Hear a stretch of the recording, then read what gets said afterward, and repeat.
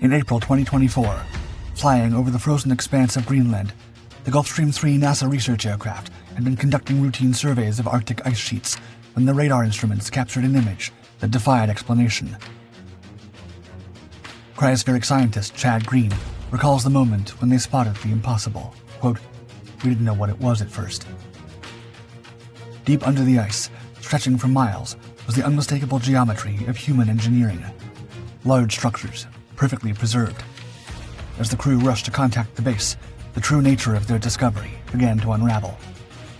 What they had found was Camp Century, a highly classified Cold War facility built with a single, terrifying purpose: to be the last resort during a nuclear Armageddon. In 1960, Danish Prime Minister H.C. Hansen found himself staring into a diplomatic nightmare. He had just been informed U.S. military forces were constructing a massive underground base in northeastern Greenland, a Danish territory, and they hadn't bothered to ask permission. The Americans only revealed the project's existence after Danish officials began investigating disturbing reports from the region. When Hansen demanded answers, a harrowing and unsettling scheme emerged. Project Iceworm, a classified operation with such staggering scope and terrifying implications that it would haunt him for years to come. For Pentagon strategists in the 1960s, the worst-case scenario wasn't simply the start of a nuclear war, it was losing the crucial advantage of the first strike.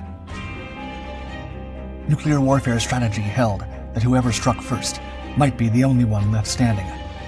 A preemptive attack could obliterate an enemy's missile silos, command centers, and delivery systems in one devastating sweep, leaving them paralyzed and unable to retaliate.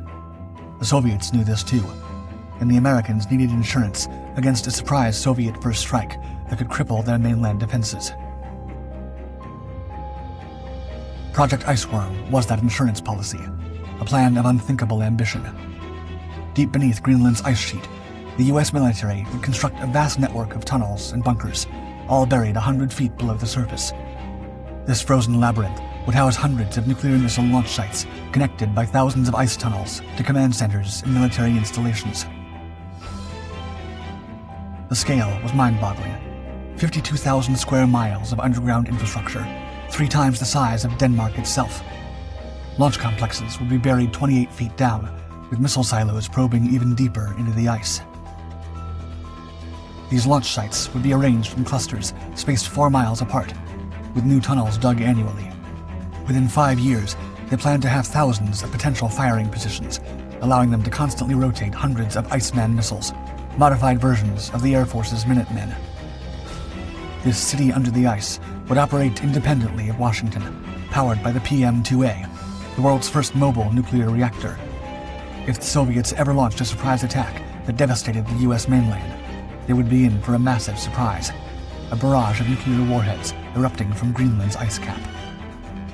Now, Hansen faced an impossible choice: quietly acquiesce to this secret American doomsday facility in Danish territory, or risk the diplomatic fallout of exposing it to the world. Either way, he felt the weight of nuclear war on his shoulders. What Hansen learned next was even more unsettling. The Americans weren't just planning this facility. They had already begun to carve it into Greenland's ice. Using cut-and-cover trenching, they were building an underground city beneath the frozen wasteland. The technique was deceptively simple. Dig a trench, build within it, then let the ice reclaim it. Perfect for hiding something you never want to be found. The scale of construction was staggering. Massive steel arches spanned trenches stretching 1,100 feet long, creating 26-foot wide and high caverns with enough space to house entire buildings. They were constructing a subterranean metropolis, complete with modern bathrooms, dining halls, and medical facilities. Prefabricated buildings rose within these frozen corridors, while vehicles rumbled through the tunnels, shuttling supplies to vast storage areas filled with fuel and food. At its heart, the mobile nuclear reactor hummed steadily, proving it could power this underground world at a moment's notice. Hansen and Danish military officials were furious at the Americans' audacity, constructing this buried city in their territory without so much as a diplomatic courtesy. Yet revealing the project would only serve Moscow's interests, potentially leaving Denmark vulnerable if the Cold War ever turned hot.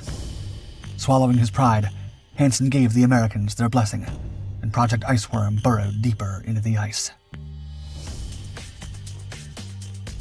Already, hundreds of personnel lived and worked in this frozen underworld as the complex expanded relentlessly. They drew water directly from the glacier through an ingenious system of rod wells, perforated pipes buried horizontally in the ice connected to suction pumps. Every drop was meticulously tested for contaminants, even the plague. The facility, now dubbed Camp Century, grew more sophisticated by the day, its fleet of vehicles patrolling an ever-expanding network of tunnels. To the Pentagon, it seemed like the perfect plan was falling into place. A massive nuclear arsenal hidden beneath the Arctic ice, ready to strike even after a Soviet first strike had devastated the mainland. With Danish cooperation secured, nothing seemed capable of stopping this ambitious project. But the ice had other plans.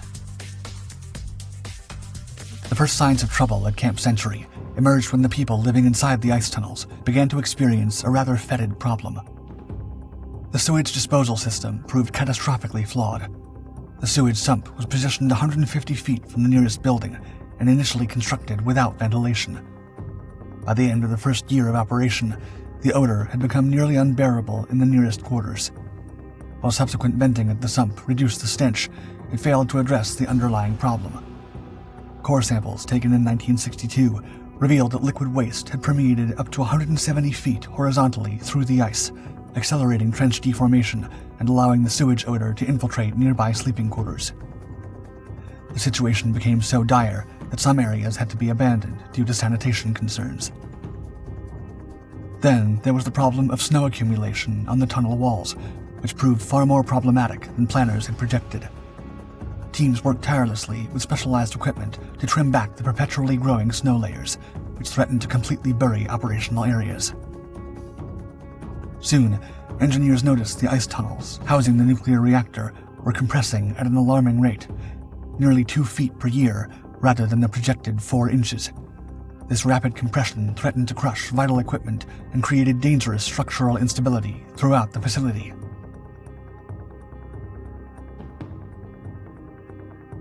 The glacial ice moved at approximately 100 feet per year, far faster than initial surveys suggested.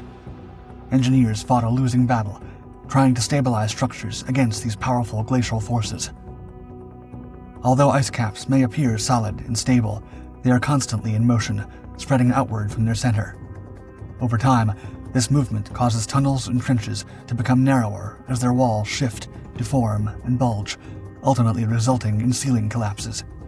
By mid-1962, the ceiling of the reactor room at Camp Century had sunk and required raising by 5 feet. Project Iceworm planners had severely underestimated the shifting ice sheets, and it was now generating a plethora of critical issues. The nail in the coffin came when new studies revealed the ice sheet's movement would likely carry the entire facility, including its nuclear waste and frozen sewage, toward the coast. The impossibility of maintaining operations under such hostile conditions forced the military to abandon both Camp Century and the broader Project Iceworm initiative. The camp was abruptly shut down in 1966. But the mystery was to prevail. The public was never to know about the existence of Camp Century.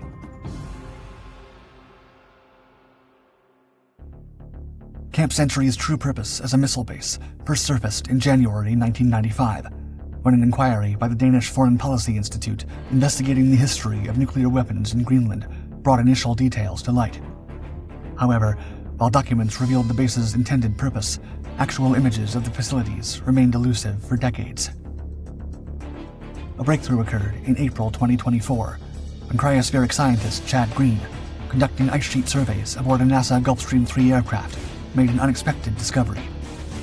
Vast human-made structures deep within the ice.